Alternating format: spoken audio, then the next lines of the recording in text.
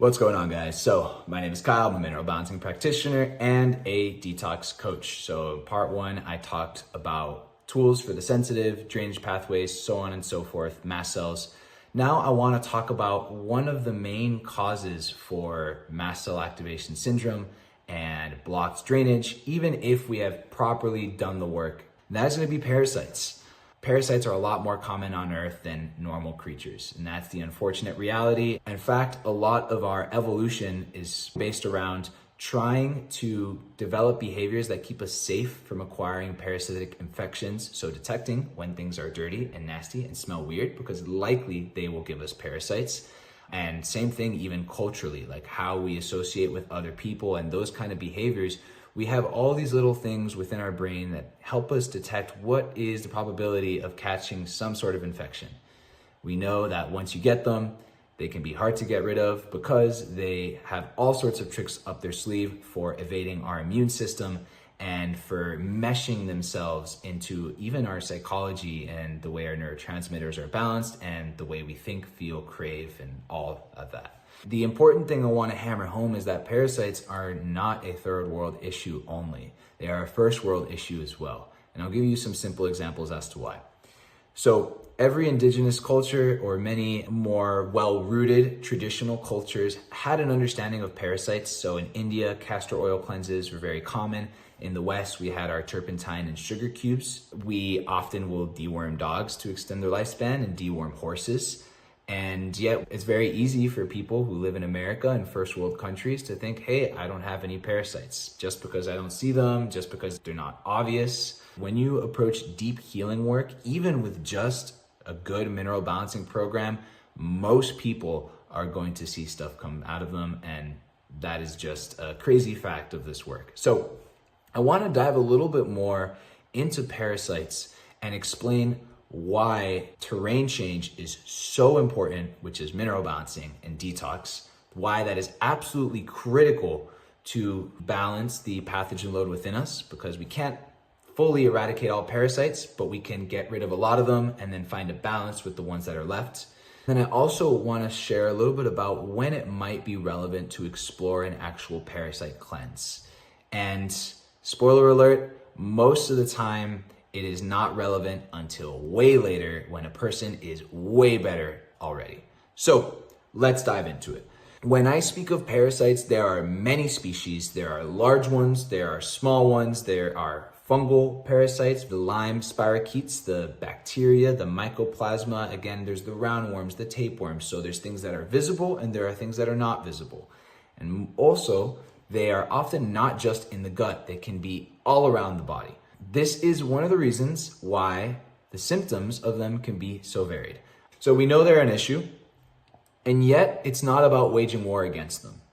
The first and most important thing we need to think about is terrain change. If we have toxic, dirty, depleted soil, we're gonna have the more competitive plants grow, like weeds. But if we have rich, lush, healthy soil, we're gonna have a wide variety of microbes that can help facilitate healthy crops. And so it is within us as well. We have an inner terrain and inner soil. And if it's very toxic and depleted, we tend to encourage more parasites and more pathogens. But if we do a good job on detox and mineral balancing, we will shift it more in a symbiotic favor. So what's interesting here is pollution and parasites go hand in hand. In fact, in biology, parasites are often referred to as pollution sinks.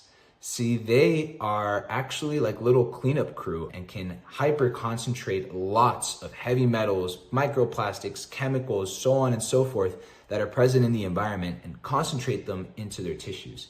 In that respect, they're almost like the physical embodiment of toxins. In biology, a common way to assess how toxic different parts of the ocean is to actually count the parasites in whale poop. And consistently, you will find the more parasites you find in whale poop, the more toxic that part of the ocean is. Another example is that fish in polluted rivers, the more polluted the river or the more polluted the lake, the more parasites they have. And when you actually measure the levels of pollutants in the tissues of the fish versus the tissues of the parasites within the fish, you will often find that the parasites have a lot more heavy metals and all sorts of garbage within them than the actual fish. And so this brings up the question, are all parasites actually parasites? It seems that in our body's incredible intelligence, there is some parasites that are brought in almost to serve like an adaptive role, like a cleanup crew to help us deal with this insane toxin onslaught. And that right there is the main reason why most parasite cleanses fail. Because if you treat parasites always as the enemy and you try to kill them right off the bat, like many people naively do with all sorts of parasite cleanses that are available on the market, you will release all the garbage that's within them, and now you've set off a nuclear bomb of toxicity and redistribution, and that's when people have the crazy flare-ups, the crazy brain fog, the crazy mast cell flares, the crazy issues that come from parasite cleansing. I experienced that as well. I did parasite cleansing very naively without really understanding the importance of drainage, terrain change, mineral balancing, all that, and I made myself a lot worse, and I've heard a lot of people experience the same thing. And so when we want to eliminate them, we need to really focus again on terrain change first and foremost. There's a few specific examples here. When we're deficient in zinc and selenium, we can actually effectively disarm our cellular immunity. And so parasites tend to overgrow, for example, in the presence of a zinc deficient body. Zinc will help keep the parasites from attaching to the intestinal lining. And so when we increase our zinc levels over time, people do start dumping parasites. Also, some of the most prevalent toxins, one being aluminum, will actually supercharge the growth of different pathogens like Lyme. Now, although terrain change is very important, parasites still do steal a lot of our nutrients. You can see, for example, when you're looking at the parasites within a fish, you'll see, yes, 600% more lead or 500% more mercury, but you'll also see 600% more zinc and 800% more magnesium. So this leads me into my next point. Parasites can actually create mineral imbalances. See, when we take anything orally, we actually feed our intestinal parasites first, and that includes the B vitamins. That is how you get the people who can keep eating and still stay super skinny, malnourished, and still present low iron. They still present zinc and B6 deficiencies and all sorts of issues like that. The biotoxins from pathogens as well can stagnate our liver.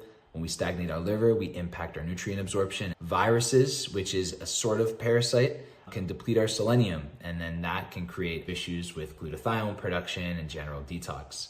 Lyme, very common today, a lot more common than people realize, can actually trigger something called cryptopyrroluria, where people just excrete their minerals like crazy, their zinc, their B6, their chromium, their magnesium, so on and so forth.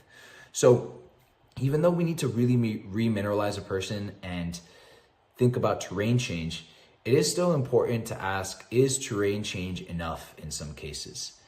Parasites, again, are super intelligent. They have very sophisticated ways to evade our immune system. They can really influence our neurotransmitter balance. They can change how much dopamine we produce, which can change our gut motility. They can slow down the gut motility so they can feed more. There's countless examples in terms of how parasites can actually impact our brains and our psychology. And so I often find, even with people who have been going the mineral approach for a long time, they still may present parasite symptoms. And that is when I like to think about how do we address them a little more directly. I'm going to caveat here by saying I do not think parasite cleansing should be approached by yourself ever. I think it should always be done under the guidance of a practitioner for many reasons. One is the die-off effects from them. No matter how good you are, you're still likely to have at least some sort of die-off, and that can impair your judgment, and then you can make mistakes. And the second thing is that often people don't need to do parasite cleansing just yet. That is a later stage thing. In fact, I like to think of it how when people are very sick, the mast cells, the minerals, the drainage stuff can take a person from very sick to good. But when you're stable, then it's often, I believe, the parasite work that can take you from great to excellent. Just because people don't understand how some of these smaller, for example, microscopic parasites can create a lot of subtle brain fog, a lot of subtle anxiety, and can actually just limit our overall brain capacity and energy, even if we are generally healthy already. And another thing to think about too, if the minerals you are giving in a mineral balancing program are also feeding the parasites, how much more quickly could you balance a person's mineral ratios if you eliminate some of the pathogens? The other big thing that they do, and this is what creates a lot of issues with sensitive people, is that they create a lot of histamine and a lot of mast cell activation. And sometimes the only way to fully resolve the mast cell issues is to eliminate a lot of the parasite burden. Another analogy you can think of it is, imagine you're tending to a garden. Even if you want to make the soil healthier, you still need to pull the weeds because they will compete for nutrients with all the other healthy microbes and healthy plants that you want there. So let's talk about practical applications of the stuff I've shared. I know I just threw a lot at you guys, but I want to ground it and share what I do in my practice and how this can fit in within a good healing framework. The first thing to consider is optimizing bile flow. Bile is a profound antiparasitic in its own right. Bile is liquid gold because it carries so much toxins that were circulating before and our liver processed and conjugated them up all nice so you can excrete it. But again, bile is also a strong antiparasitic, and it can kill a lot of stuff in the small intestine, pathogen overgrowths, and actual larger parasites. So because of that, people often find that when they take higher doses of GB3 or BioFlow Plus, that they can have parasite die-off and they can release stuff visually. This is a nice mild way to introduce yourself into this work, and it is a great thing to consider long-term because, again, the more you optimize bile flow, the healthier of a small intestine microbiome you're generally going to have. Other things you can think about for improving bile flow: coffee enemas, we know all about them. There's many ways to supercharge them, but I'm not going to touch on that here. I also like TUDCA. This is a bile acid that's present within ox bile, but it is well researched for all sorts of awesome things, from cognition support, mitochondrial support, inflammation support, but especially supporting bile. There's all sorts of great bitter herbs that are available to us. I absolutely love phosphatidylcholine. That is a phospholipid that is very important for bile production. So as a bonus, phosphatidylcholine as well can help support our cell membranes, which then allows our cells to breathe better, release toxins more easily, bring nutrients more easily. Two brands in phospholipids are going to be Quicksilver, and I also like Body Bio PC. Liver flushes are pretty awesome as well. It is like a supercharging of releasing all the bile and also the physical obstructions that can be in the gallbladder, which can prevent proper bile flow. I would recommend doing it under the guidance of a practitioner, but there's many simple ways to approach it, like the Global Healing Center Liver Flush Program. Very inexpensive, very accessible, and at the right time can really support a person's healing journey. Now, the next thing obviously we need to mention is minerals are huge in supporting a healthy terrain. So just a good mineral balancing program will cover those bases quite well. Again, improving the amount of zinc we have, our B6, our selenium, so on and so forth. Now, for detox specifically, every heavy metal and chemical and pesticide can contribute to dysbiosis and parasite overgrowth, but there are two in particular I really think are worth paying special attention to just because of how common they are. So if you've ever gotten a hair test before, chances are you've probably seen that you may have high aluminum. In my practice, I don't think I've ever seen a single person with low aluminum. Everyone seems to have high aluminum in their hair, and that is because of the geoengineering, unfortunately. Debate me on that if you like, but aluminum is in the rain, it's in the snow, it's in the soil. It's got to be coming from the sky, and most importantly, it's within people. Aluminum is a really nasty toxin for the brain and for the mitochondria, and it really creates a pathogen overgrowth. It can create a lot more symptomology with Lyme, unfortunately. So thinking about how we can reduce our aluminum burden up front can massively help reduce our pathogen load. So some of my favorite tools here, CalMag Fusion actually can do a pretty good job here if you take it at higher doses, just because there is a high quality silica in there. They were using BioSil before. I think they're using living silica now, which is fantastic as well, research for supporting aluminum detoxification. Other things that are a little more precise, high silica water, so like volcanic water, like Volvic or Fiji. The high silica content can help actually bind to excess aluminum and help your body eliminate it. The simple reason why silica works so well for aluminum detox is in nature, aluminum is not found by itself. It's generally found in a complex with other minerals and especially silica. In fact, bentonite clay and zeolite is aluminum silicate. It is a cage-like structure that gets formed with aluminum.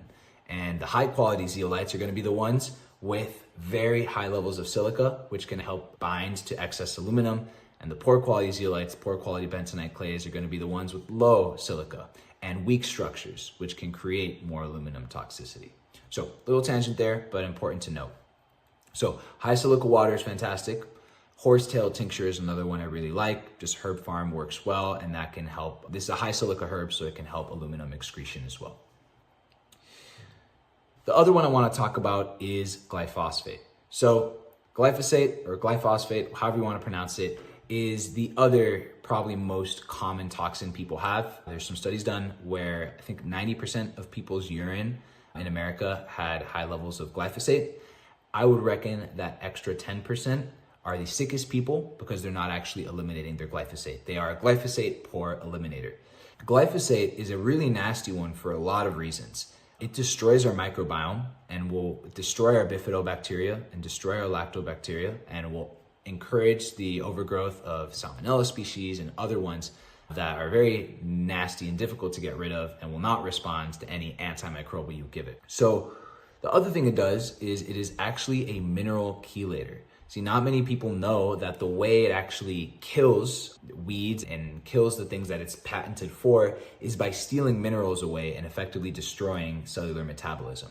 That's what it does to us. It will steal away our zinc, it'll steal away our copper, it'll steal away our magnesium, and it can steal away our manganese and create imbalances there. So when we look at high manganese in a hair test, I often find that people with high manganese in a hair test that are not drinking well water will sometimes be in farmland, getting constantly exposed to glyphosate.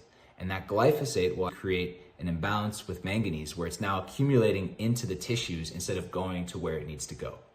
So we really want to think about how can we reduce glyphosate up front. There is actually a really good tool within mineral balancing already for glyphosate, and that is going to be trimethylglycine. Simply because glyphosate is a glycine molecule with a phosphate group attached to it. And what that means is that when we are creating proteins, glyphosate can insert itself into those proteins misfold, and now they are non-functional. It can be a big contributor to collagen issues and recurring injuries too, as well as a constant leaky gut. So trimethylglycine, by saturating the system in glycine, you are going to have a competition there, just like we have with zinc and cadmium and selenium and mercury. You're going to compete for parts of the body where glycine should go, and you're going to mobilize a lot of glyphosate. So the benefits too of trimethylglycine is that you get good methylation support, which can be relevant for a lot of people. If you are an overmethylator, you may want to think about just glycine by itself. It also works really well. The other thing that pairs really well here and is probably the best glyphosate binder we have is fulvic humic acids. So this is going to be the stuff that you find in your Shilajit. This is going to be the stuff you find in things like ion gut support, which I had mentioned in another video. And this is also going to be things you find in a lot of the Cellcore line. The carbon technology is fulvic humic acids. And as a result, it can play a big role in supporting the detox of glyphosate. When you do a good job of reducing glyphosate early on, you'll often find a lot of people's gut issues can go away, and people can actually regain their tolerance to many foods, especially gluten. So very important to think about early on. And also you'll reduce a lot of the excess pathogenic microbes in the gut, which eliminates the need for a lot of herbs and a lot of antiparasitics. Now, there's more I could say on detox. I talked a little bit about it in the other video, but functionally, I'll just say mineral balancing does a great job. Binders are fantastic here. I'll name a few very quickly. Pectosol is fantastic. Zeobind or Lava Vitae for people who are in Europe.